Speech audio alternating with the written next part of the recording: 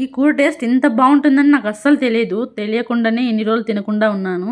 ఇంతకీ ఆ కూర ఏమనుకుంటున్నారా? మన రాయలసీమ స్పెషల్ నాటుకోడి. నాకైతే పెద్ద ఇష్టం లేదు, కానీ మా హస్బెండ్కి ఏమో చాలా ఇష్టము. ఎప్పుడు చికెన్ మటన్ తెచ్చుకుంటాం, కానీ ఈ నాటుకోడి అయితే ఫస్ట్ టైం తెచ్చిచ్చారు. పెళ్లికి ముందు నాన్ వెజ్ అంటే అస్సలు ఇష్టం ఉండేది కాదు. ఒక్క ఎగ్ తప్ప ఏం తినేదాన్ని కాదు. కానీ పెళ్ళయ్యాక ఒక్కొక్కటిగా నేర్చుకోవాల్సి వస్తుంది.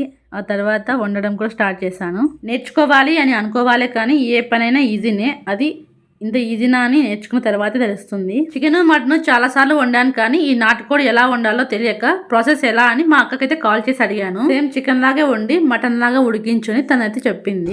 ఈ మాత్రం హింట్ ఇస్తే చాలు చెలరేగిపోతారు. మీ అక్కనే ఎందుకు అడగాలి? యూట్యూబ్ లో చూస్తే చాలా వీడియోస్ వస్తాయి కదా అని మీరు అనుకోవచ్చు, కానీ మా అక్క నాటుకోడి చాలా బాగా వండుతుంది అండ్ వాళ్ళు ఎక్కువగా తింటారు కూడా.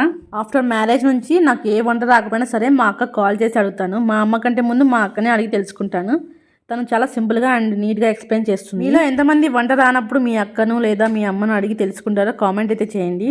నేనైతే ఆల్మోస్ట్ మా అక్క నుంచి లేదా యూట్యూబ్లో చూసి చేస్తాను. మొత్తానికి కూర వండడం కంప్లీట్ అయితే అయిపోయింది. ముక్క కూడా సాఫ్ట్గా ఉడికింది. టేస్ట్ ఎలా ఉంటుందో అని ప్లేట్లో సర్వ్ చేసి మా హస్బెండ్కి అయితే ఇచ్చాను. ఇది ఎలా ఉందో చెప్పండి అని అడిగితే ఫస్ట్ టైం అయినా సరే చాలా బాగా చేసావు అని అన్నారు. మా బాబు కూడా సూపర్ అమ్మ అని చెప్పాడు. మీలో ఎంతమందికి నాటుకోడి ఇష్టమో కామెంట్ చేయండి. మరిన్ని వీడియోస్ కోసం మన ఛానల్ సబ్స్క్రైబ్ చేసుకోండి. Thank you.